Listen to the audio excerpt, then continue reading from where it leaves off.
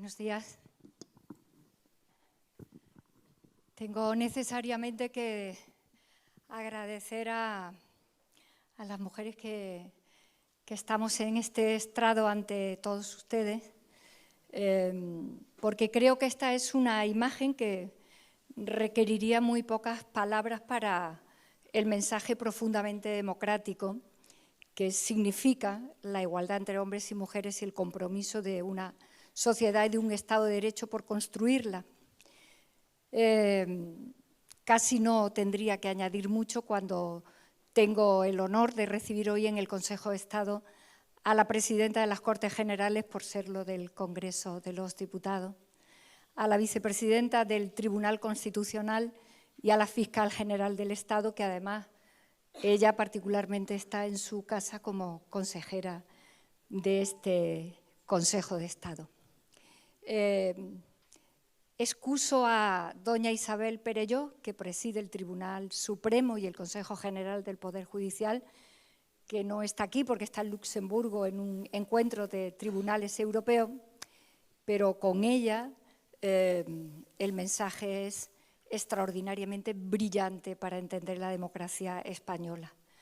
Mujeres admirables, brillantes, que timonean importantísimos órganos del Estado, y eso significa que el trabajo histórico, esforzado de muchas mujeres y en términos colectivos de tantas y tantas en el siglo XX y en el siglo XXI va dando resultados completamente poderosos.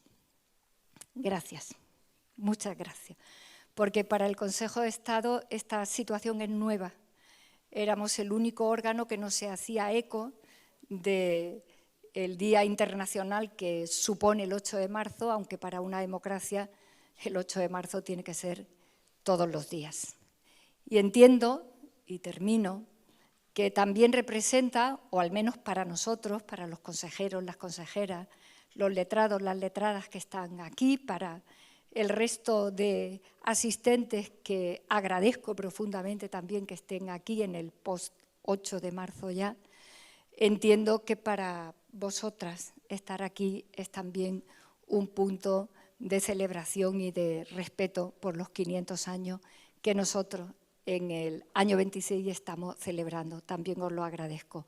Quienes somos el Consejo de Estado hoy, cada día tratamos de mantener a la altura de la historia de España lo que representa tenerlo hoy en nuestras manos y construirlo de manera rigurosa, tranquila, reflexiva, que es lo que hacemos cada día, que es lo que se nos exige, pero en tiempos como los que nos ha tocado vivir, de una manera particularmente para nosotros querida, intensa y autoobligada. Es una novedad celebrar esto, pero ya no es una novedad que el Consejo no tenga plan de igualdad, que lo tiene, ni los protocolos correspondientes, que ya los tiene, porque como comentábamos las cuatro, antes de llegar aquí, cuando las mujeres asumimos responsabilidades en la vida pública e institucionalmente hablando, no solamente es que tuviéramos el derecho de alcanzarlas,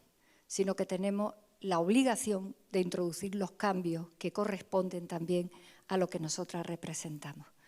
Termino agradeciendo a nuestra letrada, a nuestra Cristina Gil Casares, que siempre rema y rema bien en la posición que le corresponde en la Secretaría General, con nuestro secretario general, que está aquí también, el mayor Calvo Sotelo, que haya querido lo que le pedí, porque estando ella, están también todas nuestras letradas.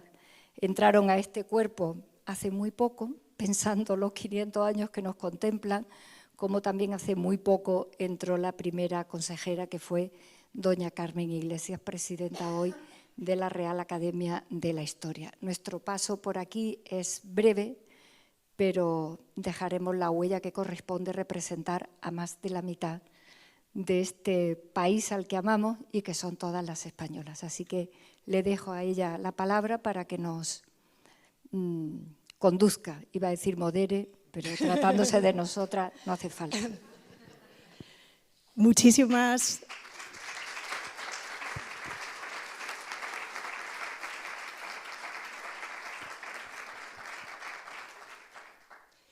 Muchísimas gracias, presidenta. Muchísimas gracias a todos y todas por acompañarnos hoy aquí. ¿Qué voy a decir? Para mí es un inmenso honor poder participar hoy en este primer acto que se celebra en defensa de los derechos de la mujer y poder hacerlo acompañada de 4 mujeres de primera, que creo que podemos decir sin exageración alguna que defienden, que han dado su vida por defender los derechos de las mujeres al servicio de los 3 poderes del Estado. Ninguna de ellas necesita presentación y por eso me limitaré a dar las gracias a doña Francina Armengol, la presidenta del Congreso de los Diputados, a la fiscal general del Estado, doña Teresa Peramato, y a la vicepresidenta del Tribunal Constitucional, doña Inmaculada Montalbán, por acompañarnos hoy, esta mañana, para hablar de este tema tan importante. Bien, corría el año 1975 y mientras España ponía fin a una larga dictadura y se abría paso a la democracia, en Nueva York la Organización para las Naciones Unidas empezaba a celebrar el 8 de marzo como día dedicado a las mujeres. 2 años después, ya en 1977, era la Asamblea General de Naciones Unidas la que instituía formalmente el 8 de marzo como el Día Internacional de la Mujer.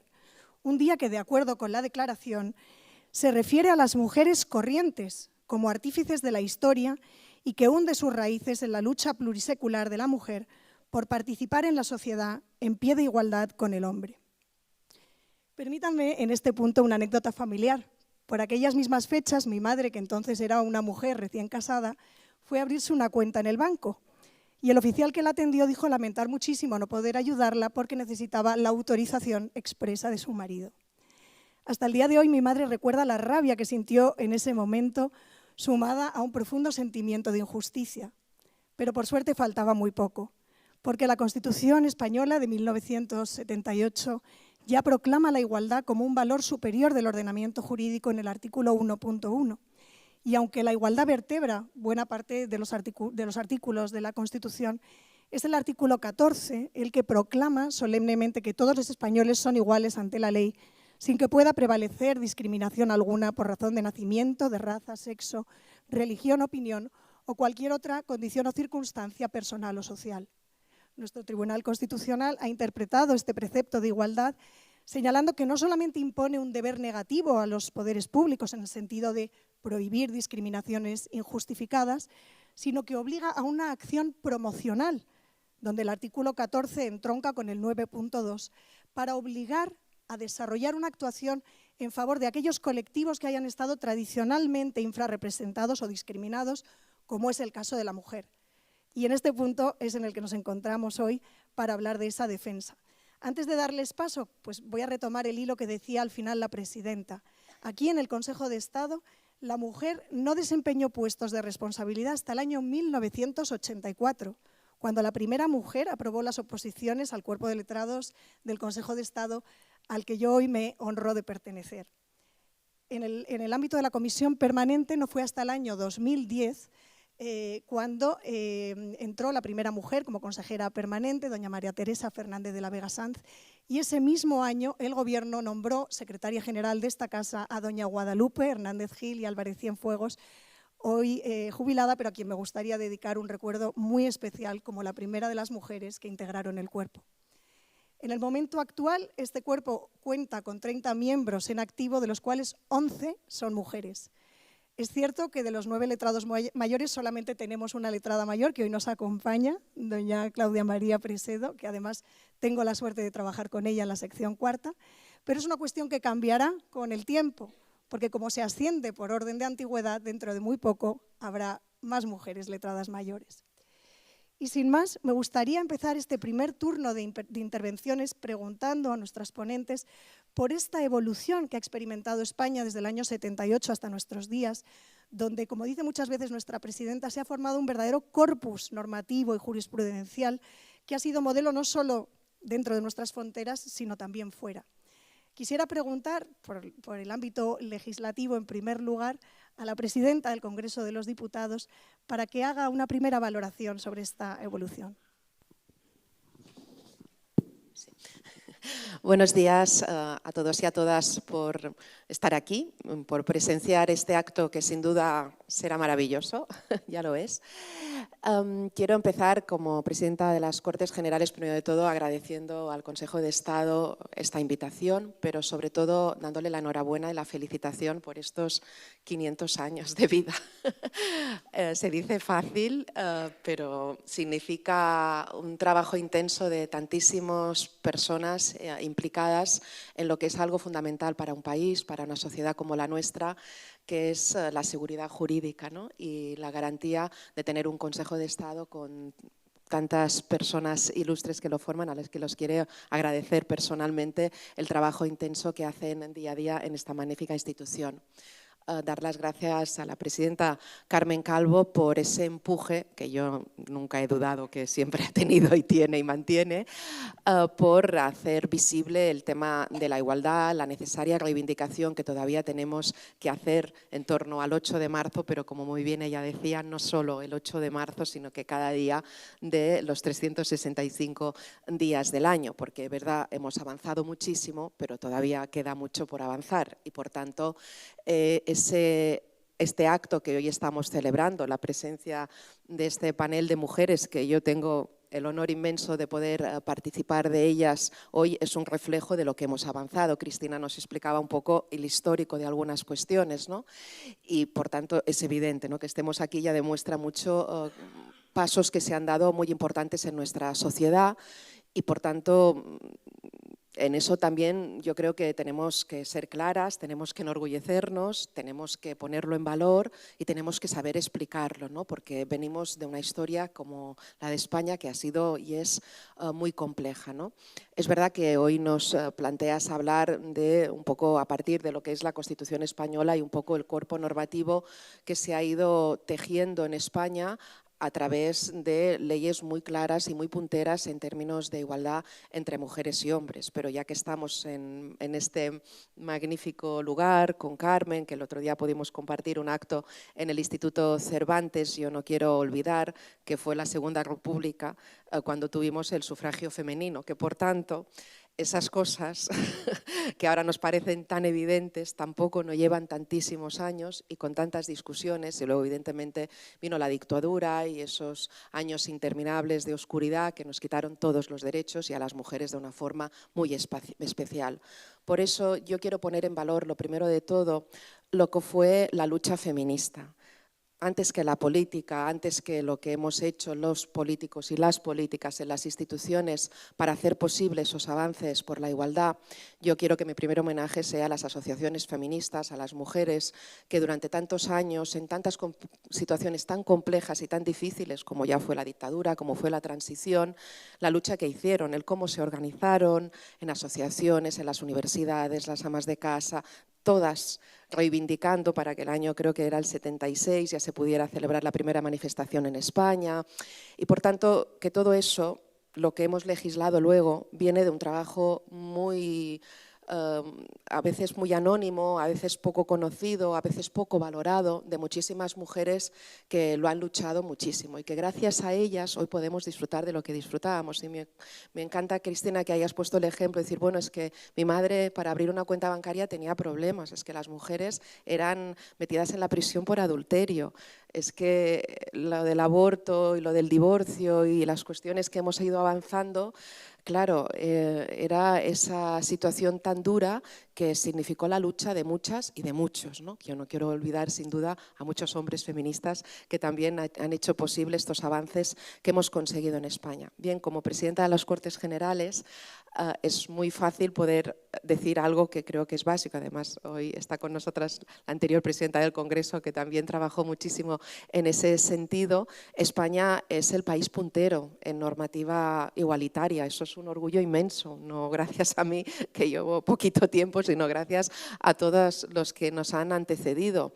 Obviamente somos un país puntero en las leyes que todos y todos conocemos perfectamente, la ley de igualdad, la ley contra la violencia de género, las leyes para la equiparación de los permisos de maternidad y paternidad, la ley de libertad sexual, en fin, todas ellas son grandes hitos que es verdad que tantas mujeres, como decía antes, lo habían luchado, lo habían soñado, lo habían defendido y era tan difícil no llegar a ello y por tanto lo hemos conseguido. Tenemos un cuerpo normativo que nos ampara, por tanto la igualdad legal ha avanzado muchísimo. La real todavía nos quedan pasos por caminar y no solo en las leyes que son, diríamos, más emblemáticas o más claras, ¿no? La ley de igualdad, la ley de violencia de género, claro, obviamente, sino también en toda una normativa, porque yo siempre he pensado que la lucha por la igualdad real entre hombres y mujeres no es solo un área temática, sino que tiene que ser una política absolutamente transversal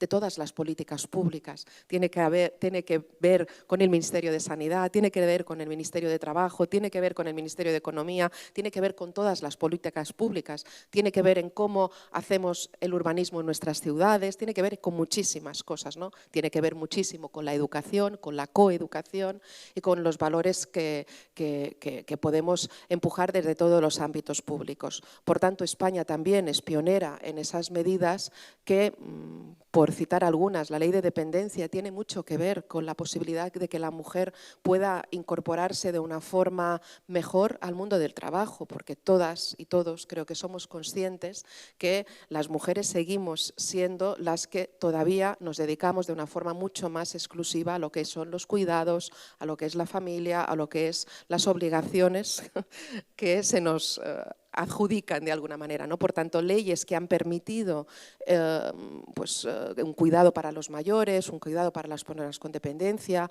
cuidado para los niños de 0 a 3 años, todo eso también son leyes que a veces no recordamos como el corpus claro de igualdad, pero que tienen mucho que ver con la posibilidad de que la mujer pueda desarrollar sus capacidades laborales en el mundo profesional. Por tanto, en eso también somos punteros, la reforma laboral que tanto ha permitido tantas cosas a las mujeres. Por tanto, en ese corpus normativo creo que España podemos estar sin duda de celebración en muchísimas cosas, ¿no? Y luego en la aplicación.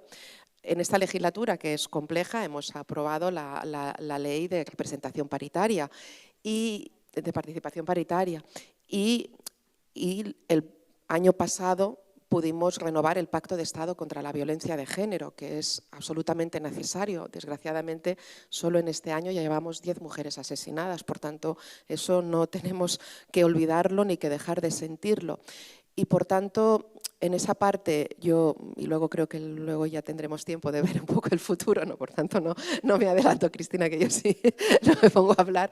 En esta parte, decía, del Corpus Normativo como presidenta de las Cortes Generales, súper contenta y no hay que dejar de visibilizar todas las mujeres que lo han hecho posible. Y con eso termino la intervención, porque creo que es fundamental en eso, ¿no? Nos tenemos que esforzar en explicar el papel de la mujer. Yo decía la anónima, que me parece fundamental, pero también las mujeres que durante la historia han luchado mucho y a veces no han sido reconocidas ni explicadas, ¿no? Yo seguro que pasó lo mismo a Meritxell, ¿no? La primera vez que entré en el Congreso de los Diputados lo que me fijé es que no había mujeres en la historia de las paredes, ¿no? Bueno, ahora tenemos ya al fin a Clara Campoamor, hemos aprobado que las 8 otras diputadas de la Segunda República puedan tener su tonto y por tanto su explicación en las paredes, porque son parte de la historia fundamental. Sin ellas España no sería igual. O hemos al fin, porque la Constitución española todas y todos, yo bueno, diré no todos y todas, pero la gran mayoría de ciudadanos de España y ciudadanas la valoramos muy positivamente, lo que fue la transición, lo que fue conseguir esa Constitución que garantiza la igualdad, que garantiza el bienestar, que garantiza un estado de derecho y social, que eso es absolutamente fundamental para las mujeres, pero todos sabemos los padres de la Constitución, las madres, las 27, que fueron fundamentales. Bueno, ahora tienen una placa en la Sala Constitucional del Congreso, pero hubo muchas antes que hicieron reportajes, que hicieron documentales, que insistieron. Y yo a esas que insistieron siempre en la lucha, que no cesaron, esas que hicieron posible que hoy estemos 4 mujeres aquí, es para ellas para las que yo siempre tengo ese sentido de agradecimiento. Sin duda.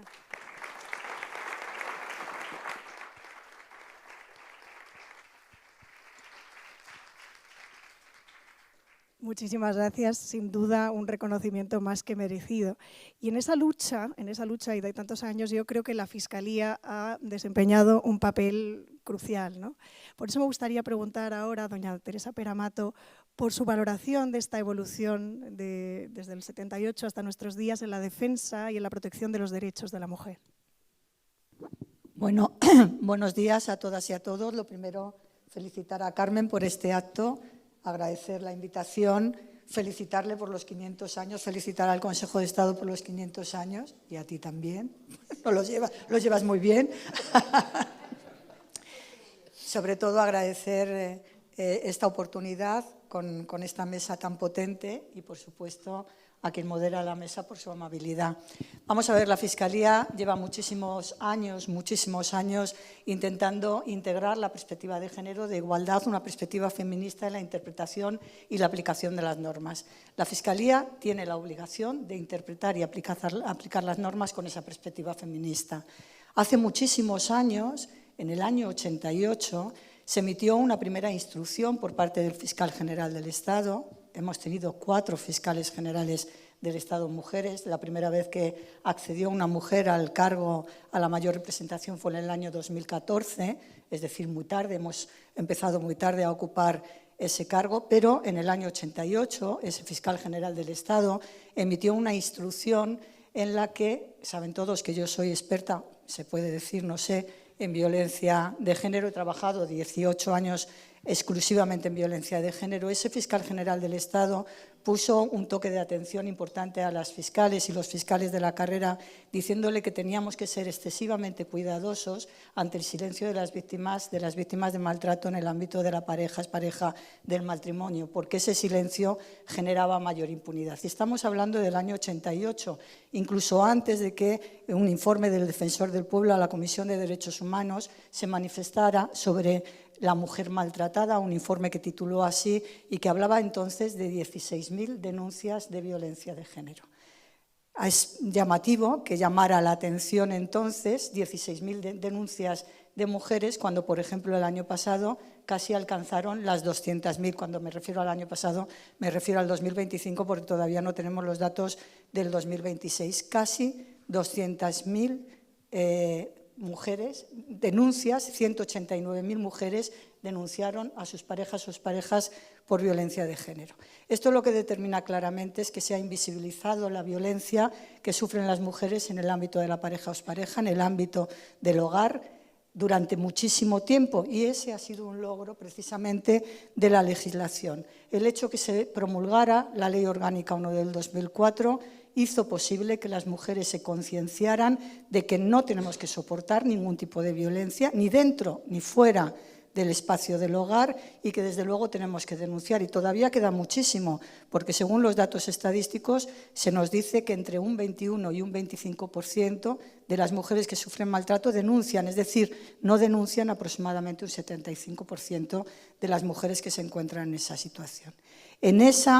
Teniendo en cuenta esos parámetros, el alto volumen de feminicidios a los que estamos asistiendo, 1.353 mujeres asesinadas desde el 2003, 67 niños asesinados en contextos de violencia de género desde 2013, que es cuando los computamos, la Fiscalía está haciendo un esfuerzo enorme con la especialización, que creo que es nuestra bandera, que es un signo de identidad, para luchar contra la desigualdad, contra la discriminación en todas las jurisdicciones, pero sobre todo en esa manifestación la más cruel, que es la violencia de género y también la violencia vicaria. La Fiscalía lleva muchísimo tiempo trabajando. Año 88, con la Ley Orgánica 1 del 2004, la Fiscalía, saben ustedes que para desarrollar las leyes, para aplicarlas, para interpretarlas, los fiscales contamos con instrumentos que nos dota la Fiscalía General del Estado, y hemos tenido numerosos instrumentos que nos han guiado por el camino. La primera circular fue la Circular 4/2005, que nos ayudó a interpretar adecuadamente la Ley Orgánica 1 del 2004, la primera ley integral con un contenido que abarca todas las materias posibles y que nos daba unos instrumentos para luchar contra la violencia de género, no solamente desde el ámbito penal, en el procedimiento penal, también en el procedimiento civil. Y necesitaba de unos criterios de interpretación sólidos que todos los fiscales de la carrera pudiéramos asumir para dar una respuesta también unificada a todo el territorio nacional.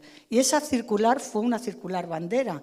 Yo tengo que decir que entre los fiscales que empezamos a trabajar en violencia de género, yo fui la primera fiscal decana de violencia de género en Madrid, cuando entraron en funcionamiento los juzgados de violencia sobre la mujer, entonces se llamaban así, no teníamos ningún tipo de formación especializada y, sin embargo, esa circular que se nos dio traslado a los fiscales delegados de violencia sobre la mujer antes de su aprobación en la Junta de Fiscales de Sala y antes de su publicación, para que pudiéramos manejar alguna herramienta, para nosotros la tildábamos, la denominábamos, la adjetivábamos como el libro gordo de Petete, porque asumía todos los criterios posibles en relación a cuestiones procesales, penales, civiles, sustantivas o no.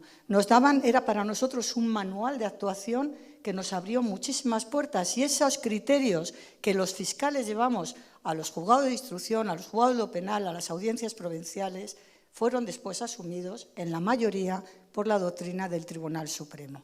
Es decir, la Fiscalía empezó siendo un referente con su doctrina y también con el ejercicio activo y proactivo y diario de todos los compañeros y compañeras fiscales especialistas en la materia para provocar ese cambio doctrinal en protección de las víctimas y también en la aplicación de los criterios de los tipos penales. Quiero hacer hincapié en una cosa. Desde el primer momento en que empezamos a trabajar, y esto yo creo que también es no sé si decirlo éxito, pero yo sí quiero enfocarlo como un adelanto en el que fue pionera la Fiscalía, partiendo de lo que decía el propio preámbulo de la Ley Orgánica 1 del 2004, fue tener una visión de la víctima mujer y de sus hijos e hijas como víctimas también, como una unidad familiar que requiere de una protección conjunta si queremos proteger efectivamente a las mujeres. Es decir, desde el primer momento, y yo recuerdo, está aquí Luis Cazorla, recuerdo perfectamente a su hermana Soledad Cazorla, decirnos insistentemente: ¿y qué pasa con los niños y niñas que viven en contextos de violencia de género? ¿Y qué pasa con los niños y niñas que han quedado huérfanos de la violencia de género? ¿Cómo los estamos protegiendo? ¿Cómo estamos protegiéndoles a ellos para proteger también a las mujeres? Porque si no protegemos a los niños y las niñas, no somos capaces de hacer una protección efectiva de las mujeres. Pensad, y esto es un adelanto, que se ha ido gestando también en la legislación, el hecho de que los maltratadores instrumentalizan a los niños para mantener las situaciones de dominio, de control y de violencia sobre las mujeres. Y esto nos lo venía diciendo ya la Fiscalía General, nos lo decía nuestra fiscal de sala, para que actuáramos de forma proactiva en la defensa de los niños y las niñas, porque si no los defendíamos y los apartábamos de la acción dominante del maltratador, no éramos capaces de proteger efectivamente a las mujeres. Y eso fue un hito. Y ese hito se ha llevado después a la legislación. Empezamos a trabajar duramente para proteger a los niños y a las madres en el ámbito de las medidas civiles. Y fíjense cómo ha avanzado la legislación. La Ley Orgánica 821 de protección a la infancia y adolescencia, en el artículo 1 define el maltrato infantil y entre las formas de maltrato recoge la presencia de la violencia intrafamiliar. La violencia presenciada es una forma de maltrato y eso lo veníamos defendiendo los fiscales desde la instancia para ganar en protección, para hacer efectiva la protección de las mujeres. Siempre teniendo el foco en la víctima mujer, con esa perspectiva feminista. No estamos hablando, por supuesto, estamos hablando de maltrato infantil, la violencia presenciada es una forma de maltrato, ahora lo sabemos porque lo dice literalmente la ley, pero no solamente respecto del maltrato directo físico, psicológico a los menores, en los que los niños son víctimas directas de ese maltrato. Son víctimas directas porque presencian y conviven con la violencia que sufren sus madres. Y eso fue un adelanto, lo gestó Soledad Cazorla en esa lucha que todos los fiscales estábamos obligados a hacer en protección de las víctimas, con esa perspectiva feminista. Tenemos que proteger a la mujer de ese ámbito de subordinación y de violencia a las que están sometidas en el ámbito del hogar. hemos seguido avanzando. Hablabas antes de la legislación, cómo ha seguido avanzando. Otras reformas han incidido en la ley orgánica, se ha modificado el artículo 1.2 para incluir a los niños en la protección integral junto a sus madres, pero se ha modificado recientemente el artículo 1.4 para incluir la violencia vicaria. La violencia vicaria ha sido una de las preocupaciones que ha mantenido absolutamente proactiva a la Unidad Coordinadora de Violencia de Género de la Fiscalía General del Estado y a toda la red de fiscales. En el año 21 ya se hicieron unas conclusiones de los fiscales, en el año 22, perdón, de los fiscales especialistas en relación a la violencia vicaria, poniendo de manifiesto la necesidad de proteger a los niños y a las madres para evitar la violencia vicaria, no solamente la letal, no solamente cuando matan a los niños para hacer el máximo daño a la madre, sino también cuando los utilizan para hacerle daño, y los pueden utilizar de muy diferentes maneras. Esa instrumentalización de los niños para hacer daño a la madre puede ser desde las formas más graves a las más civilinas o sutiles que cada uno podamos imaginar. Tenemos que actuar de forma proactiva para evitar esa instrumentalización de los niños, proteger también a las madres. Pero seguimos avanzando. Se publica una ley, la Ley Orgánica de Garantía Integral de la Libertad Sexual.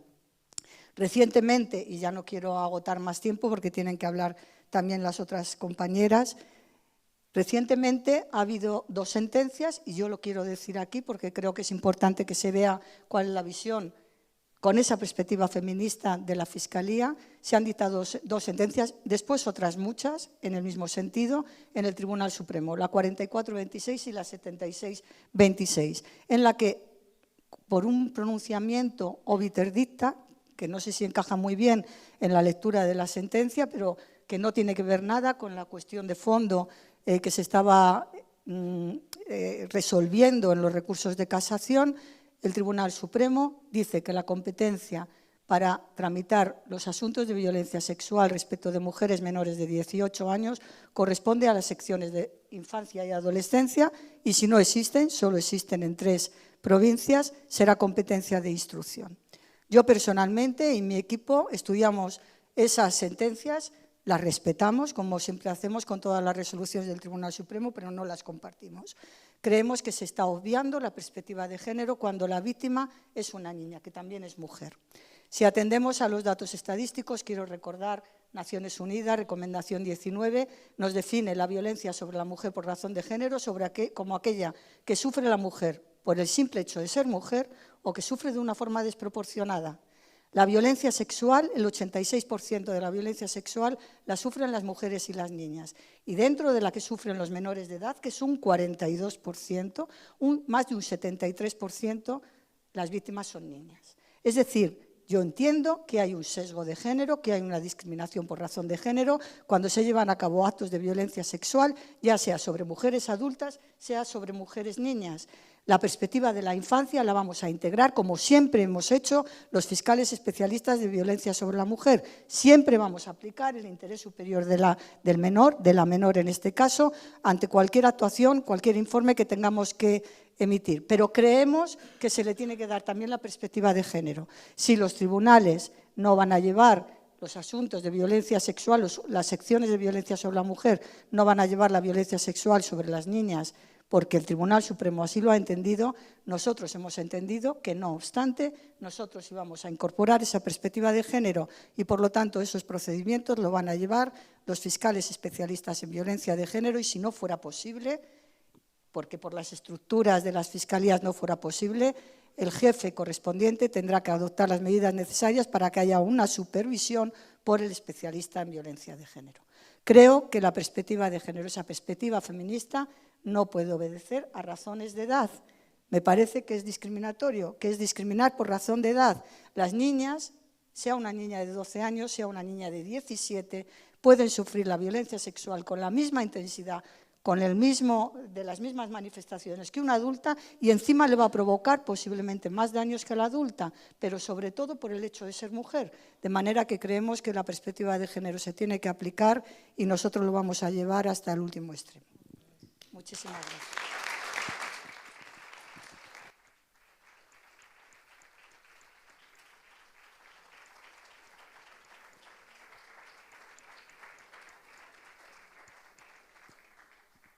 Muchísimas gracias por esta intervención tan interesante y por esta lucha también tan valiente. Hemos hablado de incorporar la perspectiva de género en la interpretación de las normas y de esto sabe muchísimo nuestra magistrada y vicepresidenta del Tribunal Constitucional, que es una verdadera experta en la materia y a la que ahora voy a pedir que haga también una valoración de esta evolución que hemos vivido desde el año 78 hasta nuestros días.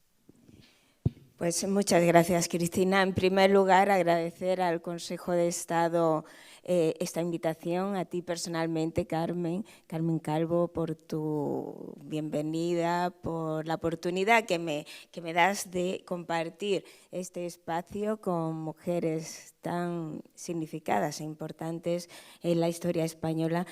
Y felicitar al Consejo de Estado por los 500 años, a sus consejeros, sus consejeras, y decir que realmente celebrarlo y celebrarlo también con ocasión del 8 de marzo me parece fundamental, porque yo creo que las instituciones tienen que mostrar a la sociedad su compromiso con lo que es la Constitución y los valores fundamentales que la Constitución incorpora.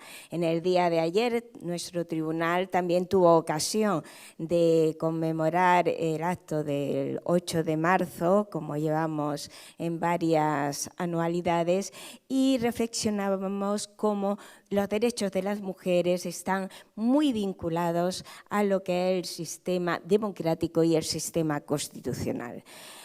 Reflexionábamos sobre esto y quiero enlazarlo también con la anécdota que contaba Cristina en relación a su madre. Pues bien, cuando yo nací, las mujeres tenían prohibido acceder a la carrera judicial. Y cuando yo empecé a estudiar Derecho, empecé a estudiar sobre lo que eran los borradores y los proyectos de Constitución. Y entonces, allí en la Universidad de Granada, yo decía, una Constitución que reconoce la igualdad entre hombres y mujeres. Y un artículo 9.2 que nos dice que los poderes públicos tienen la obligación de promover y hacer realidad estos derechos. Y que el Poder Judicial va a ser garante de estos derechos, en primer derecho digo, yo voy a ser jueza. Y ahí empezó mi historia judicial a lo largo de los juzgados y la historia que me llevó a conocer de primera mano la realidad de la violencia contra las mujeres en el ámbito familiar de la pareja, que hasta entonces era una realidad oculta y se decía en cosas de pareja no hay que meter la mano, en las cosas de pareja son ausentes a la eficacia del derecho, el derecho no puede entrometerse en ese ámbito.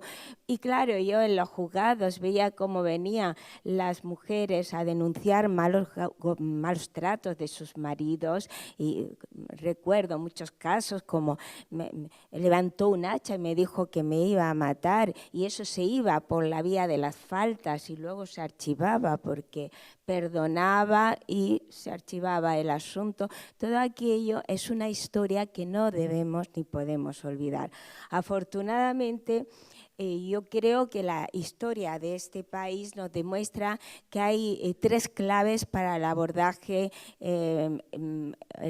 eficaz de los derechos de las mujeres y, sobre todo, hay que abordarlos enfrentándolos como una cuestión de derechos humanos. Los derechos de las mujeres es una cuestión de derechos humanos y hay que abordarlos. Primero, como se ha dicho por la presidenta del Parlamento, con la presión social, la presión feminista, cuando se habla de que lo privado es público, fue decisivo para poner sobre la agenda que los malos tratos dentro del ámbito familiar eran cuestión de derecho público, era cuestión de derechos humanos. En segundo lugar, el apoyo que entonces se tuvo por todos los medios de comunicación para hacer aflorar este problema, que hasta entonces no se era consciente ni se había realizado un diagnóstico. En tercer lugar, las leyes son muy importantes para poder avanzar en el reconocimiento efectivo de la igualdad, y ya se nos han contado todo el corpus legislativo que se ha desarrollado. A mi juicio, las dos leyes más fundamentales, porque fueron como las columnas del derecho antidiscriminatorio, fueron la Ley contra la Violencia de Género de 2004 y la Ley de Igualdad de Oportunidad de Mujeres y Hombres 2007, que era un código de igualdad que se ha ido desarrollando y aún tiene por desarrollar, y esto permitió que a través de las leyes se crearan instituciones. Presión social, leyes e instituciones sólidas y fuertes son indispensables para poder seguir consolidando y avanzando en derechos sobre las mujeres.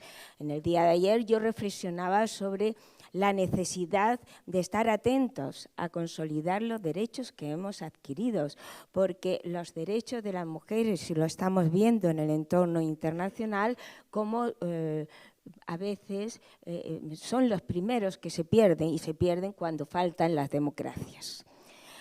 Es muy importante ir consolidando los derechos que se adquieren por las mujeres, porque es la mitad de la población, como se viene diciendo, lo decía Clara Campoamor, pero también porque contribuye a la paz social. Eso es evidente. Y luego, las instituciones, yo creo que tenemos que tener el compromiso de ir haciendo realidad ese principio de igualdad entre mujeres y hombres, adaptándonos a la realidad social. El Tribunal Constitucional, que conocen que es el máximo garante de los derechos fundamentales, en mi opinión ha tenido un papel decisivo en lo que es darle contenido a los derechos reconocidos en la Constitución y reconocerle, por ejemplo, lo que es el derecho al acceso a la función pública,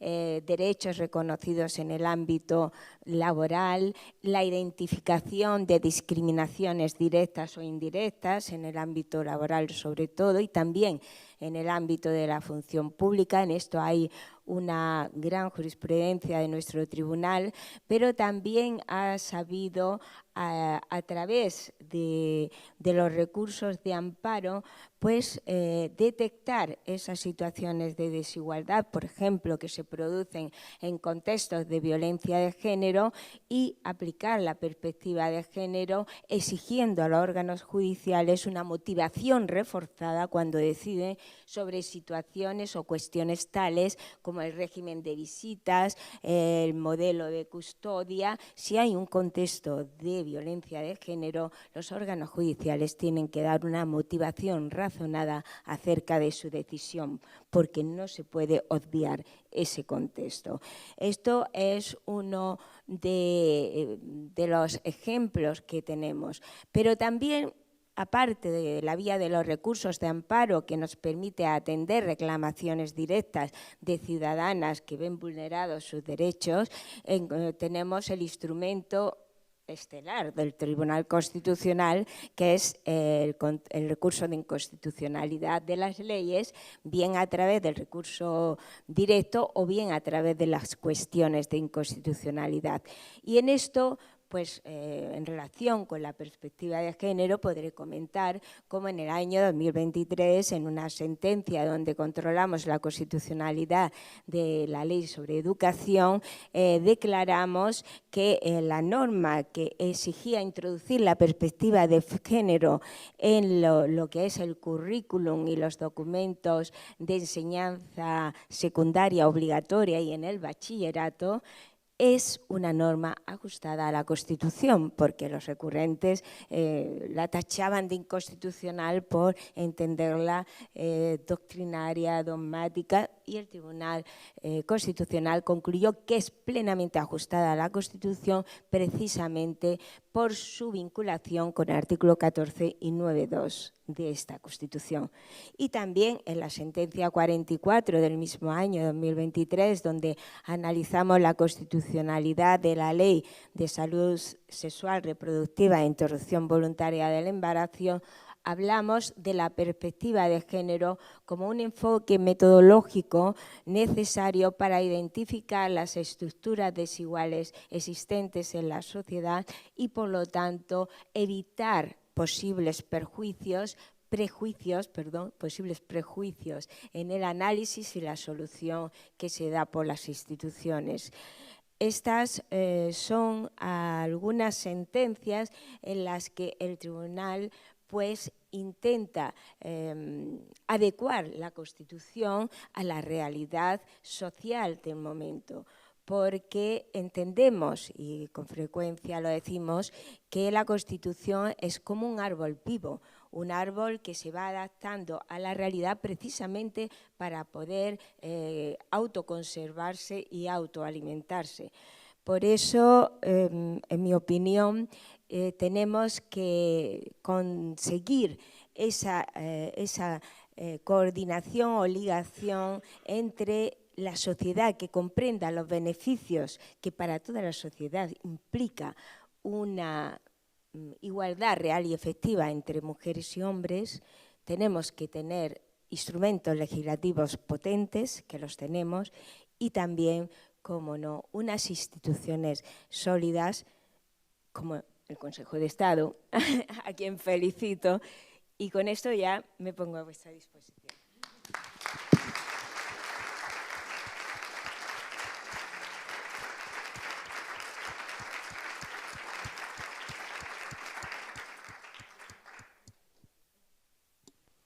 Muchísimas gracias.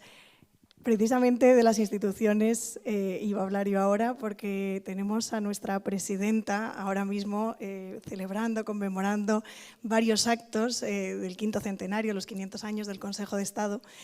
Ella la verdad es que conoce muy bien la perspectiva de igualdad desde el plano de la administración, tanto activa como ahora consultiva, además de su ámbito académico.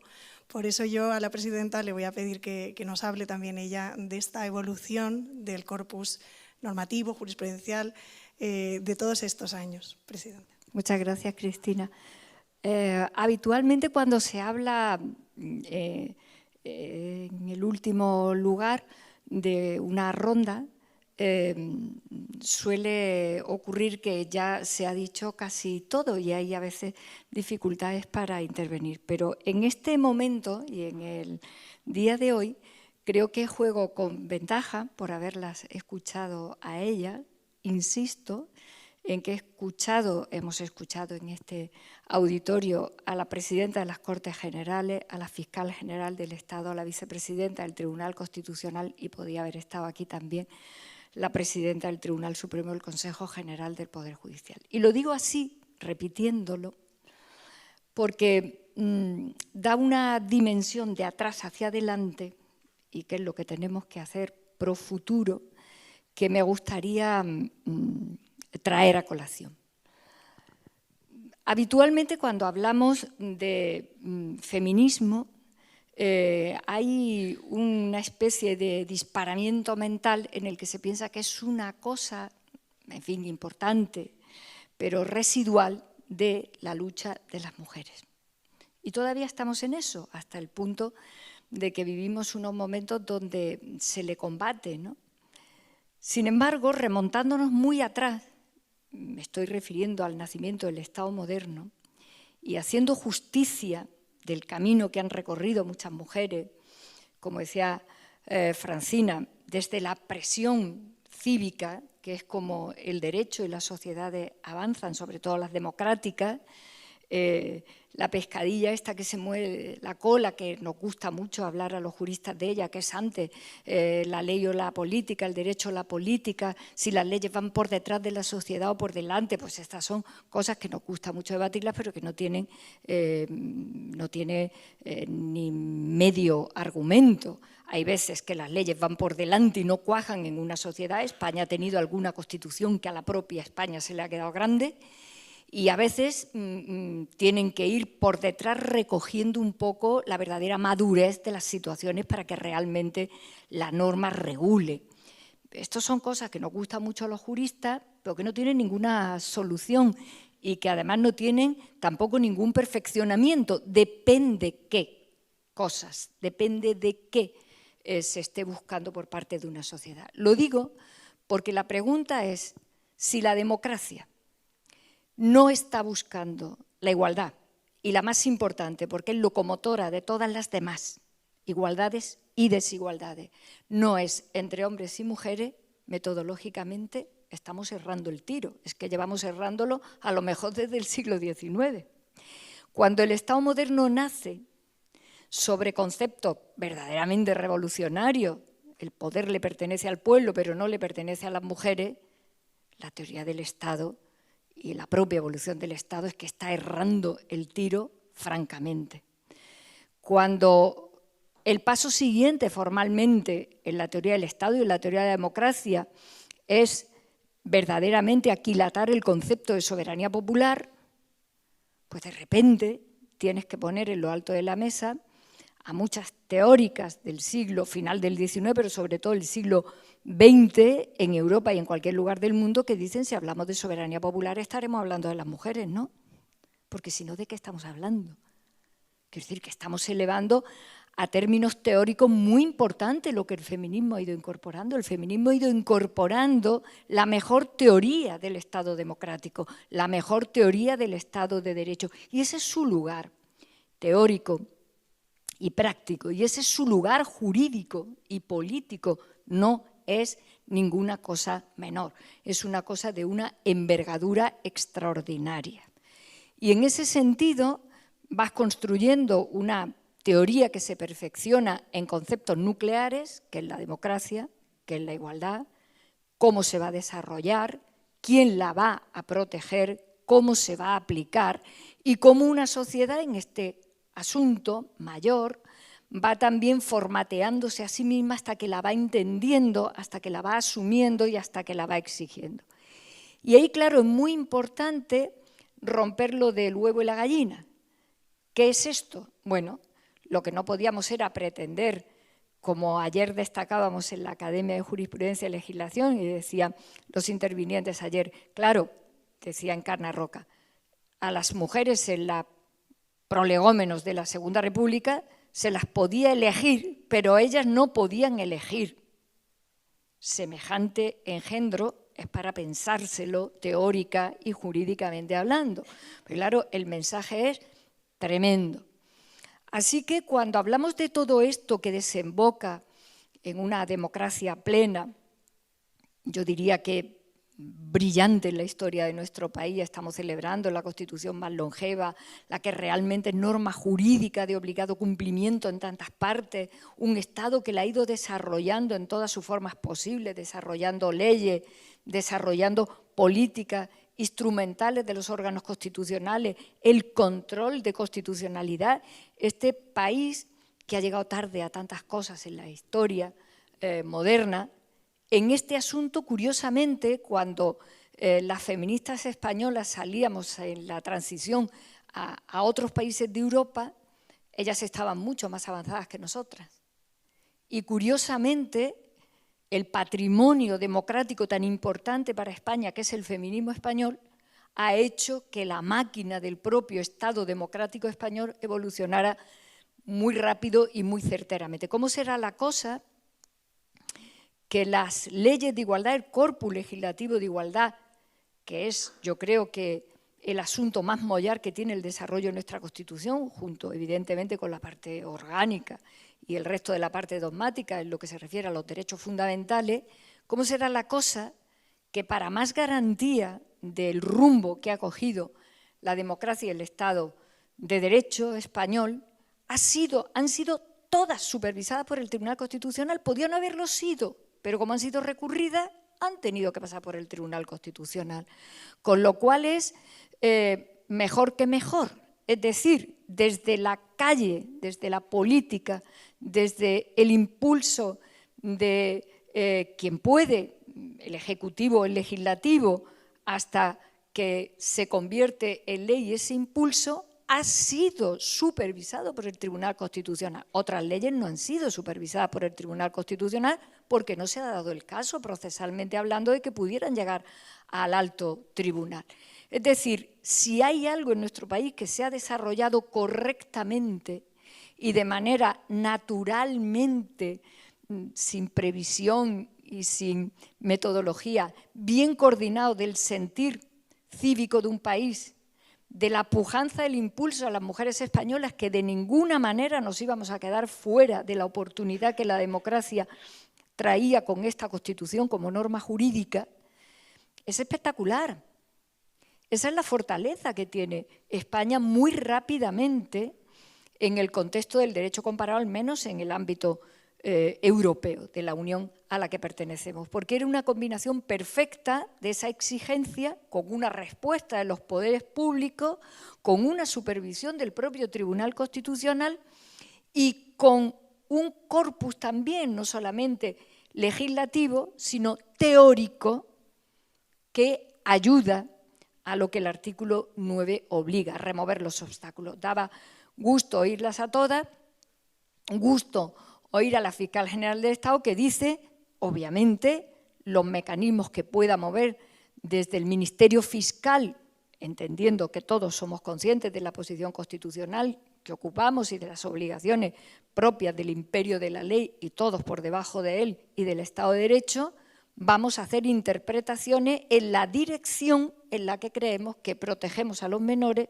como valor superior de la Constitución y hacemos efectivos otros mandatos que se compadecen poco con alguna sentencia del Tribunal Supremo, y hay una última también bastante difícil de entender, aunque naturalmente se acatan y se cumplen, para proteger estos valores que hemos ido desarrollando muy maduramente, de una manera muy madura, en tanto en cuanto, como decía Francina, nos han acompañado obviamente los hombres demócratas. Los hombres demócratas no pueden hacer otra cosa que entender esto, acompañarlo, reforzarlo el día que les toque, donde les toque, y saber cuál es el siguiente paso que hay que tomar.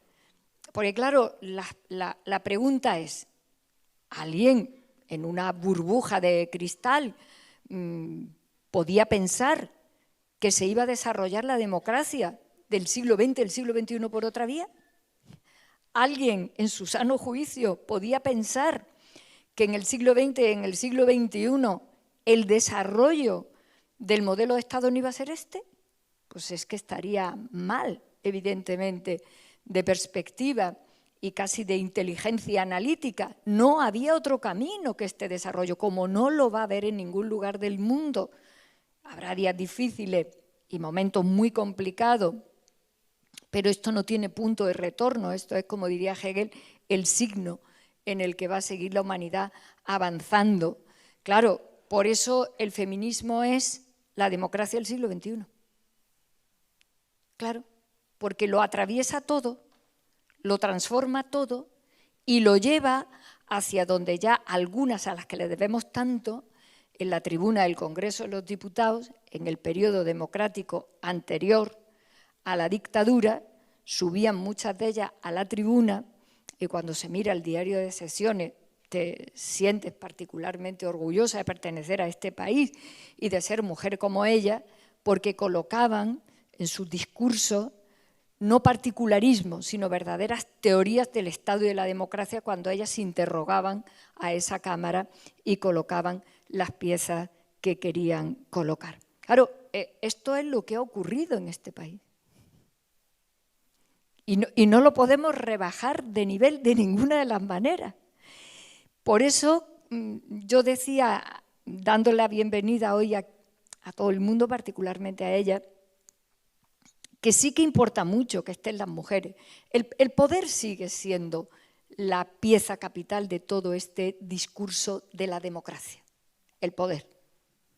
Pues claro, cuando ayer recordaba Encarna, recordando a Clara Campoamor y a esta situación bastante cruel a la que aquel momento sometió a las únicas 2 mujeres que había en la Cámara a que se enfrentaran por el sufragio femenino y toda esta mitología errónea en la que hemos vivido. Curiosamente, el partido de Clara Campoamor votaba que no, y ella, entre comillas, traicionaba su partido para colocarse en el sí, y el partido de Victoria Kent básicamente fue el que votó que sí, aunque ella estratégicamente, no estando en contra del voto de las mujeres, decía que era un problema de tiempo y de estrategia. Bueno, pues un alarde también de posiciones políticas estratégicas de ambas, de las dos. Muy interesantes las dos. Además, aunque evidentemente las mujeres del siglo XXI somos todas en ese sentido de no tenemos que hacer pruebas, ni ensayos, ni presentarnos a ningún tipo de oposición para sentirnos españolas, ciudadanas, plenas, siempre. Pensemos lo que pensemos, hagamos lo que hagamos, nos equivoquemos en lo que nos equivoquemos, porque el Estado es evidentemente nuestro. Pero el poder es la clave. Todo esto no ocurre, y por eso estamos aquí, porque queda mucho por hacer, porque, como decían las tres, las leyes no transforman de manera automática una realidad, la van haciendo girar con mucha dificultad. Y ahí sí que deviene particularmente importante que las mujeres estemos en el poder, en todos los poderes, no solamente en los poderes institucionales, en todos los poderes. Deviene porque es muy diferente la interpretación, la aplicación y la perspectiva que pueda dar una mujer a la que pueda dar un hombre en esto. Claro, eso es determinante. Por eso la lucha de las mujeres, que es un gran patrimonio de la historia moderna, no erraba el tiro nunca. Nunca erramos el tiro las mujeres, históricamente hablando. Nos dirigimos a 2 objetivos. Y si alguien se para a pensarlo en frío, es que no hay otros 2 objetivos para arrancar una transformación entera de la propia humanidad. 2. Queríamos el voto, ir a la escuela. No elegimos cosas secundarias ni cosas complicadas. Elegimos las 2 piezas maestras. Queremos votar porque por ahí se entra el poder y queremos ir a la escuela porque por ahí se entra el conocimiento. Todo lo demás ya lo iremos viendo. Porque de ahí cuelga todo. Y nos dirigimos ahí. Y las españolas, además, curiosamente, nos dirigimos más a la educación que al voto. Nos dirigimos más a la educación y al voto gracias a Concepción Arenal, gracias a Emilia Pardo Bazán y a todas estas mujeres que, con dificultades mucho más grandes que las nuestras, por supuesto, se enfrentaban a todo esto. Y a veces, incluso en el discurso que las recuerda, que las coloca en su lugar y que las reivindica como hacemos nosotras, todavía nos cuesta trabajo colocarlas en el nivel de la envergadura que tienen. Todavía son mujeres que peleaban por mujeres. Todavía no somos capaces de darnos cuenta, y a mí me gusta mucho esto decirlo en público, que Clara Campoamor es el personaje político de la historia de España que entiende de verdad la soberanía popular y el modelo de democracia que España intentaba en aquel momento. Ella es la que lo entiende. Por eso ella políticamente arriesga contra su partido que las mujeres tienen que votar ya, voten lo que voten y pase lo que pase. Era la que lo estaba entendiendo, el resto no lo entendía. Y cuando tú en ese diario de sesiones miras las intervenciones de todos los que intervinieron, perdonar que lo diga en lenguaje coloquial, sopa con onda les daba Clara. Elevando el vuelo intelectual de lo que estaba diciendo ella allí y que, por cierto, algunos no entendían. Algunos pareciera que estaban jugando a toreo de salón cuando hablaban de soberanía popular. Era ella la que sabía lo que estaba diciendo con aquello, desde el punto de vista teórico y desde el punto de vista jurídico. Así que venimos de ellas. Los hombres demócratas españoles vienen de ellas también. Vienen de ellas. En este asunto, la genealogía política de los varones españoles tienen que reconocer que en algunos asuntos, repito, de muchísima envergadura, vienen de la posición política de mujeres. Concepción Arenal es la gran cabeza en Europa que entiende que la democracia tiene que ir unida a la idea de igualdad y que la idea de igualdad tiene una deriva que es el estado de bienestar, el estado social. Eso es Concepción Arenal. Por eso luego la reivindica Clara, la reivindica Victoria Kane, la reivindican todas ellas, las amazonas de la República, que eran 9 mujeres que pelearon todas desde posiciones políticas distintas, incluso desde la posición política conservadora de nuestro país, contra la incomprensión teórica de lo que ellas estaban allí planteando. Es extraordinario y también cabreante en muchas ocasiones que pueda recorrer un país 70, 80 y 90 años con la teoría absolutamente fuera de entender lo que ellas proponían. Esa es la situación real a la que nosotras y nosotros, todos como españoles en este momento, hemos desembocado. Cuando mucha gente piensa, ¿cómo hemos llegado aquí? ¿Podíamos haber ido a otro sitio? Pues es que no podíamos ir a otro sitio, es que somos españolas, es que somos más de la mitad, 1 millón más de mujeres ahora mismo que hombres en este país. ¿A dónde íbamos a ir? ¿Cómo íbamos a desarrollar todos estos modelos que son la modernidad política y jurídica? ¿Para dónde pensaba la gente que la íbamos a desarrollar? ¿Alguien pensaba que íbamos a pagar el IRPF, pero que nos iban a pegar en nuestra casa y no íbamos a ir a la magistrada, a la jueza Inmaculada Montalbán? ¿Alguien piensa que cuando una mujer fuera la responsable de la Fiscalía General del Estado no iba a estar ojo a visor de eso que nos ha contado Teresa? ¿Alguien piensa que vas a influir y que vas a estar en un cargo de la responsabilidad de las Cortes Generales sin hacerte eco de lo que tú representas allí?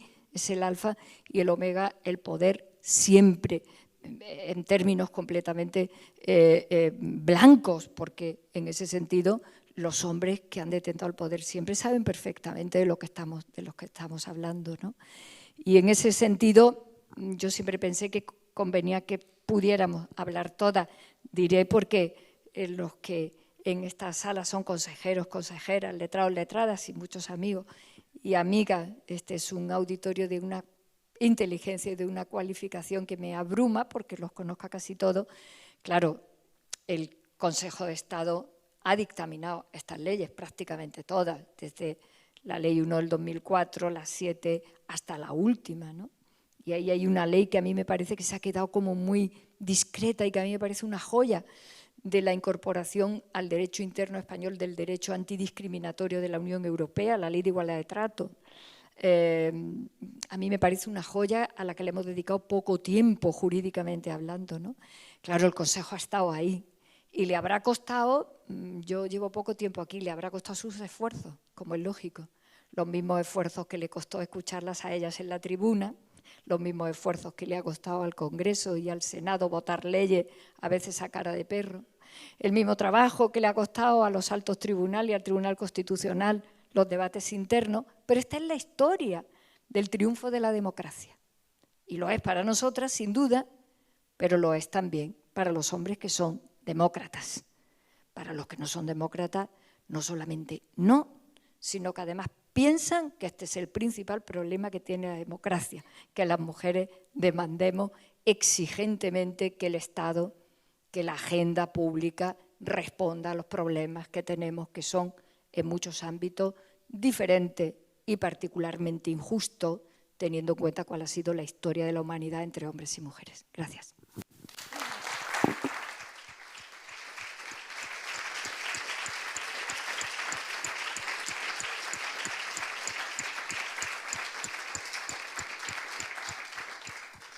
Muchísimas gracias, presidenta. Hablabas de coger impulso para seguir hacia adelante y yo retomo la imagen preciosa del árbol, de la Constitución como árbol creciendo y adaptándose a los tiempos. Yo quisiera ahora, en un breve turno de cada una de nuestras ponentes, hablar de los desafíos. Algunos han salido ya, hemos hablado de la lucha penal, también de los cuidados y de ese ámbito pues, que desempeña todavía la mujer. Si pudieran ahora brevemente plantear cómo son los desafíos que ven por delante en esta lucha por la defensa de los derechos de la mujer. Doña Francina. Intentaré ser muy breve y a ver si puedo resumir cómo lo veo, porque efectivamente yo no quiero cansar al auditorio ni muchísimo menos. Yo decía, hemos avanzado mucho, queda mucho para avanzar. Yo creo que en eso podemos estar todos y todas de acuerdo. ¿Dónde veo yo los riesgos y dónde tendríamos que poner más el acento desde todas las instituciones, pero también desde la sociedad civil? Primero, creo que tengo que decirlo, los datos que nos dan todos los barómetros últimamente es que hay muchos, digo chicos más que chicas, pero chicos jóvenes que piensan que el feminismo es un problema y que no ven la necesidad de seguir trabajando por la igualdad real entre unos y otros, que todavía no existe, y que se sienten, en cierta manera, agraviados. Bien, ese es un foco que hay que trabajar. Yo creo que eso hay que trabajarlo internamente, obviamente, en las familias, pero también hay que trabajarlo desde el mundo educativo. Y esto, las redes sociales, eso está haciendo mucho daño. Y creo que ahora tenemos en el Congreso, y digo dos cosas porque para ir rápida, una ley de protección de los menores en el entorno digital que me parece absolutamente fundamental. Este año 8 de marzo en el Congreso lo que hicimos fue una conversación entre Leticia Dolera, que creo que no necesita tampoco presentación, y Marina Marroquí, una educadora social, en términos de educación sexual. Yo recomiendo que escuchemos esto, porque es una gran problemática. El cómo nuestros chicos y nuestras chicas se están educando sexualmente tiene que ver con esto, con lo pernicioso de cómo les entra según qué tipo de información o de desinformación o de actitudes, los algoritmos cómo funcionan, cómo funciona el cómo estamos dejando que se eduquen en la sexualidad nuestros niños y nuestras niñas a través del porno más agresivo, sin ninguna limitación. Y eso condiciona cómo será una sociedad. Entonces, esa es mi primera reflexión. La segunda tiene que ver con lo que yo explicaba antes, ¿no? Las mujeres todavía estamos siguiendo asumiendo el rol que en una cultura que sigue siendo machista en muchos términos, yo creo que tengo que decirlo así, todavía sigue adjudicando a la mujer según qué papel. Entonces, en eso tenemos que seguir progresando, ¿no? Tenemos que seguir avanzando en legislación, sin duda, en cumplimiento de la legislación y en cambios educacionales fundamentales en nuestra sociedad. Por eso yo también doy mucha importancia y vuelvo a los menores, porque creo que es fundamental todo lo que tiene que ver con la coeducación. Hemos hablado de la normativa estatal y hemos hablado más de los poderes del Estado. Son fundamentales las comunidades autónomas, son fundamentales los parlamentos autonómicos, son fundamentales las competencias que tienen esos ámbitos y también son fundamentales las instituciones locales. Yo ahí también creo que hay mucho campo que repartir y que no hay que olvidar en cómo tenemos que ejercer las políticas públicas desde todos los ámbitos en términos de igualdad. Y luego, obviamente, creo que Teresa lo ha hablado maravillosamente bien, pero el que nos siga matando por el hecho de ser mujeres, eso sigue siendo un problema enorme, enorme. Y que por tanto ahora yo decíamos, y creo que menos mal, ¿no?, que hemos podido restablecer el Pacto de Estado contra la Violencia de Género el año pasado, incorporando la violencia vicaria, incorporando todo el tema de la agresividad sexual en las redes también contra las mujeres, en definitiva, todas esas cuestiones que son novedosas, que tienen que ver con la tecnología, que tienen que ver con el uso de este nuevo mundo en el que vivimos. Por tanto, yo diría retos nuestros menores, la educación, el reparto de las cargas, que creo que sigue siendo una responsabilidad que tenemos entre todos y entre todas, y la violencia contra las mujeres que se sigue ejerciendo de una forma brutal en el mundo, pero también en nuestro país. He intentado con... Gracias.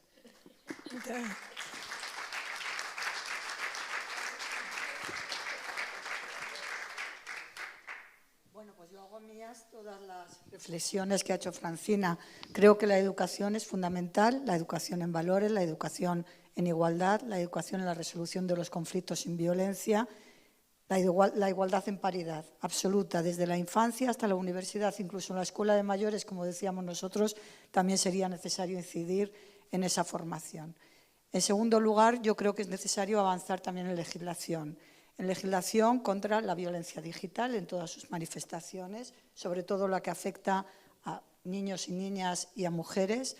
Tenemos que avanzar en una regulación que nos dé más herramientas para proteger más y mejor, y yo creo que en esto, sobre todo, yo incidiría en una labor de coordinación y colaboración entre todos los actores implicados. Debemos trabajar más y mejor en cooperación, fuerzas y cuerpos de seguridad del Estado, jueces, fiscales y otros actores implicados en la detección de la violencia, tanto la violencia frente a los niños y niñas como frente a las mujeres, para poder identificar los factores de riesgo y adelantarnos para prevenir la violencia. Se está haciendo un trabajo muy importante en el Ministerio de Interior continuamente para determinar esos factores y dar herramientas en cuanto a la valoración de riesgo, pero creo que sigue siendo un estamento o un apartado en el que podemos seguir avanzando muchísimo, y yo creo que ahí los fiscales especialistas tienen mucho que aportar. En tercer lugar, a mí me parece que la formación de los actores es fundamental. Y yo aquí quiero romper una lanza también por la Fiscalía. Está aquí mi antecesor, Álvaro García Ortiz, que fue pionero a la hora de establecer programas de formación verdaderamente vanguardistas. Por ejemplo, quiero decirles, en la Fiscalía General del Estado, desde hace algunos años, tenemos un programa de formación en perspectiva de género online, accesible para toda la carrera, recuperable en las horas a las que no hayas podido asistir por otras razones de atención a servicios, que es un programa de formación en perspectiva de género transversal en todas las materias, no solo violencia de género, también en materia civil, en la jurisdicción contencioso, laboral. Introducir la perspectiva feminista, a mí me gusta más utilizar la terminología perspectiva feminista que de género, válgase la anterior, y esa es una iniciativa que está permitiendo que los fiscales, todos los fiscales, somos ahora mismo creo que 1.850 fiscales, que todos los fiscales puedan acceder a esa formación en perspectiva de género de manera transversal, y eso nos pone también a la vanguardia en esa materia. Tenemos que mirarnos también hacia adentro y procurar que la igualdad también se lleve en la carrera. Creo que en la carrera fiscal estamos avanzando muchísimo, no solamente porque el 66% de los compañeros y compañeras son mujeres, eso se debe a que se presentan muchas más mujeres a la oposición, aprueban también más mujeres, son más mujeres las que aprueban las últimas promociones, pero somos el 46% de cargos directivos. Yo creo que también poner en valor la trayectoria de la Fiscalía, la presencia de las mujeres en los cargos directivos es importante, porque los cargos directivos implementamos esa perspectiva, esa visión de mujeres que es tan esencial en el desarrollo de la gestión y de la promoción o de la gestión de las estructuras. Somos el 46%, pero tengo que decir que no en todos los ámbitos llegamos al mismo nivel. Por ejemplo, los fiscales superiores, solo el 20% son mujeres, de manera que quedan algunos huequitos en los que tenemos que seguir trabajando para promocionarnos y ocupar al menos ese 40% que dice la Ley de Paridad en todos los ámbitos. Sí quiero decir que la Fiscalía también desde hace muchos años, esto no es una cuestión novedosa que yo me pueda atribuir, ni mucho menos, casi nada de lo que estoy diciendo, por no decir nada, me lo puedo atribuir. La Fiscalía está poniendo en marcha medidas importantes para, por ejemplo, garantizar la conciliación familiar. Yo soy el suelo pegajoso, lo tengo como muy aprendido. A mí me parece que las mujeres, también las compañeras fiscales, a veces se ven envueltas en ese lodo, en esas tierras movedizas de los cuidados cuidados de los menores, del hogar, las tareas del hogar, cuidado de los mayores, que nos envuelven, nos atrapan y no nos dejan salir. Y yo creo que es importante también adoptar medidas para que las compañeras puedan también tener un apoyo necesario. La Fiscalía ha establecido diferentes herramientas, como por ejemplo los horarios flexibles, el teletrabajo, y también se está peleando porque se cuente con estructuras materiales adecuadas, como por ejemplo salas de lactancia, que el otro día me decía una compañera que aunque estamos peleando, en muchas ocasiones no conseguimos tener esas estructuras e incluso hay sanciones a la Administración. Tenemos que pelear para que las mujeres puedan conciliar, para que las compañeras puedan conciliar, los compañeros también concilien, porque tenemos que aprender que la corresponsabilidad tiene que existir, que es cosa de todos, y yo creo que en esas 3 líneas, formación, sobre todo formación, creo que estamos avanzando mucho y quiero aquí romper una bandera por mi antecesor. Gracias.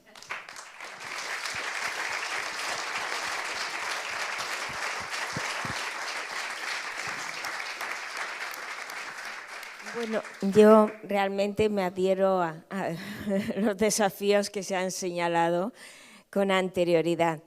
Quizás solo reflexionar que a mí me parece que uno de los retos actuales por el escenario mundial en el que nos encontramos es primero consolidar y defender nuestros derechos a través de las instituciones y convertirlos, comprometernos a transmitirlo a las futuras generaciones. Los derechos adquiridos por las mujeres son un legado que forma parte del patrimonio cultural, del patrimonio democrático, que tenemos que cuidarlo y tenemos la obligación de entregárselo a las nuevas generaciones, siendo conscientes como somos de que los derechos de las mujeres son susceptibles de ser eliminados, restringidos en algunos momentos en donde las democracias flaquean. Yo creo que en ese punto es muy importante mantener y activar lo que es la conciencia social sobre los beneficios que otorga la igualdad para el conjunto de la sociedad. Es importante el fortalecimiento de las instituciones y que las instituciones participen las mujeres. He de decir que por primera vez el Tribunal Constitucional tiene una composición paritaria, estamos 5 mujeres, 7 hombres y yo creo que esto es un beneficio para la institución y además de las instituciones pues necesitamos instrumentos legislativos fuertes que vayan avanzando en la implantación de esos derechos. Esto creo que son los retos porque realmente tenemos que vernos como un país, pero un país inmerso en una realidad europea y en una realidad que va más allá, una realidad global. Por eso yo creo que con el compromiso de todas y todas, pues realmente podremos afrontar estos desafíos.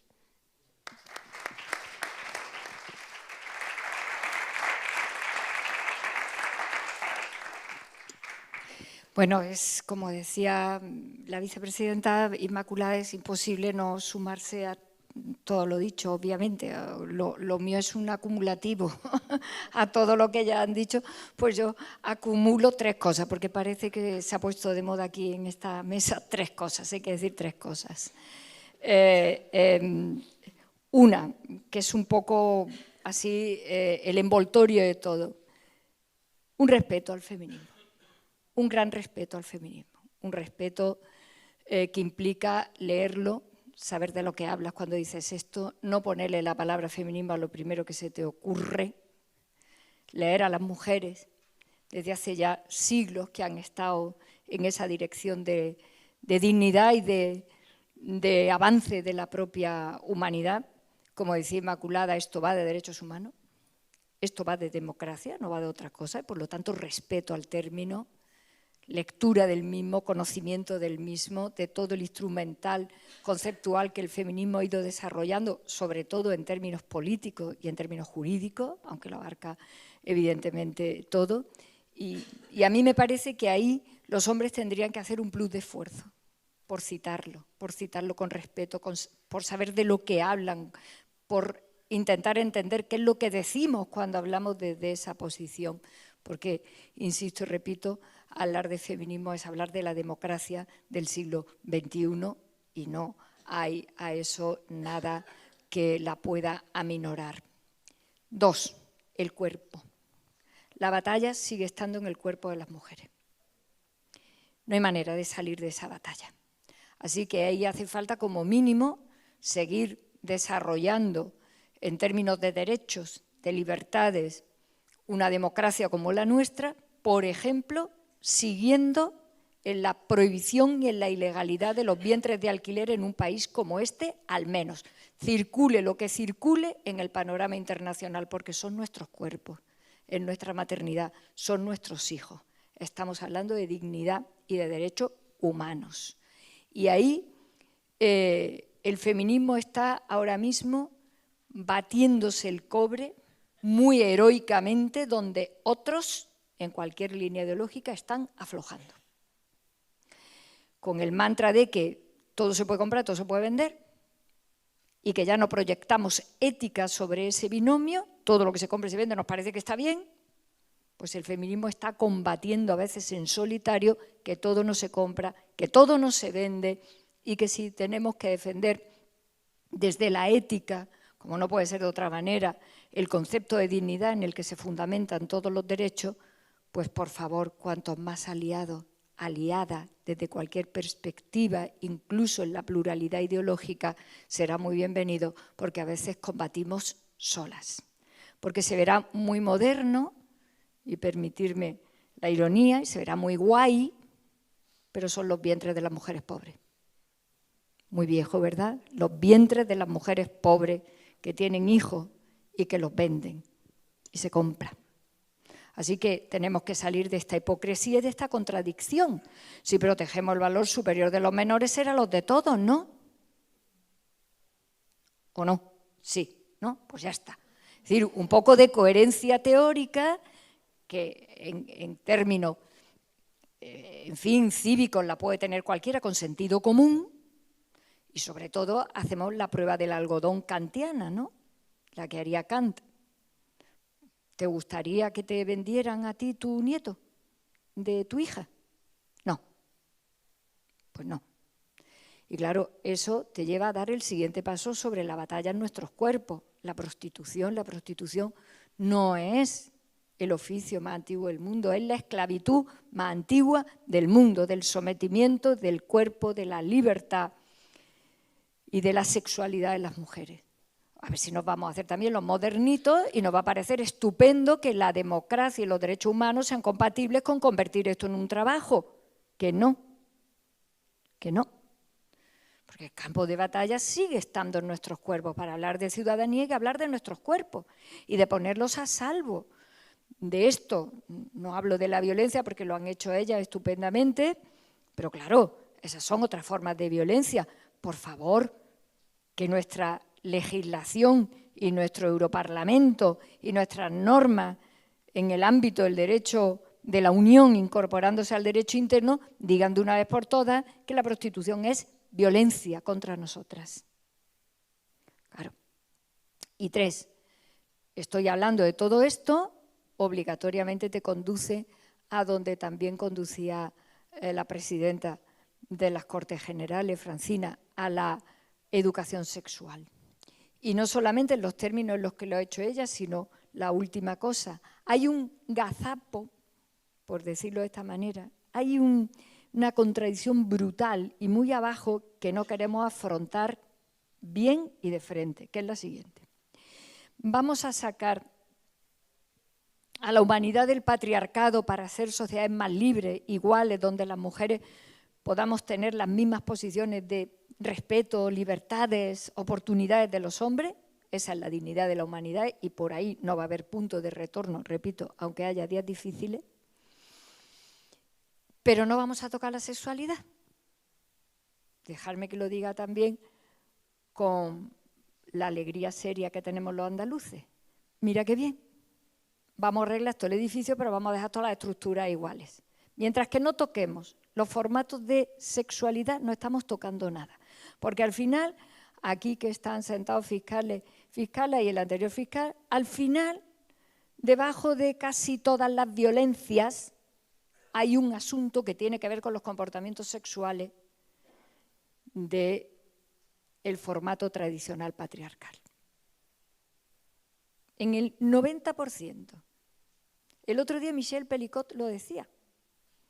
Lo que se pretendía conmigo era la humillación de una relación en la que ella era, pues, no sé, más inteligente, más brillante, como en otra puede serlo él, porque claro, los seres humanos somos cada quien, y cuando nos unimos con otro o con otra o con lo que sea, pues hay duelos inevitablemente, porque así es la convivencia, así es la vida humana.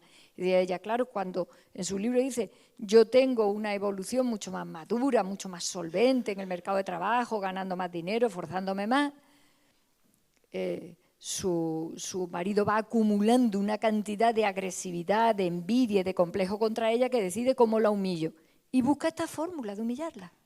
Nada más y nada menos. Porque contra nosotras siempre casi todo tiene que ver con el ámbito de nuestra integridad, de nuestra vida sexual. Pues ahí hay que meter la cabeza. Pero no solo ya por lo que aquí imagino que estamos todos de acuerdo, porque claro que hay que poner límite a toda esta barbaridad que está en el comercio. Por cierto, nada nuevo bajo el sol. Alguien se estará forrando a costa de estar destrozando los cimientos y los valores de una sociedad democrática como la nuestra. Pues claro, pero es que hay que revisar la sexualidad y hay que revisarla con honestidad. Hay que revisarla con respeto a las necesidades, al cuerpo, a la expresión de la sexualidad de los hombres y de las mujeres. Que ese equilibrio es que no ha existido nunca, que ese reconocimiento es que no ha existido nunca. Y ahí hay que meter cabeza con un poco de honestidad, porque si no, la cosa es, lo vamos a cambiar todo, pero el epicentro de todo y la importancia que tiene la sexualidad para cualquier hombre o para cualquier mujer la vamos a dejar intacta como antes. Y de repente ya te encuentras con unas barbaridades increíbles, comportamientos sexuales, roles, asunción. Claro, el otro día una mujer que sabe mucho de esto me decía, había más respeto y una vida sexual mucho más libre, mucho más respetuosa en nosotras o casi en nuestras madres que en nuestras chicas jóvenes ahora mismo, asumiendo cosas intolerable. Y como eso está en el mundo opaco de tu intimidad y de tu mayor intimidad, como es lógico porque es tu cuerpo y es lo que se desarrolla en la intimidad, pues cuesta mucho trabajo entrar. Pero como nos dijo Beauvoir, lo personal es político, el gran giro que tiene que dar el Estado es entrar ahí, como decíamos antes, ahí es donde ha habido que entrar para que no nos dijeran que ser mujer era, como ayer le escuché a una mujer que la entrevistaban y dice, yo estaba en mi casa y mi marido trabajaba. El marido trabajaba, ella estaba en su casa. Claro, sacar a una sociedad de ahí requiere muchos esfuerzos que espero yo, por concluir, que al menos sean todos los que estamos en esta sala, que ya sé yo que sí, porque los conozco a todos y le agradezco mucho que hayan estado aquí esta mañana. Muchas gracias.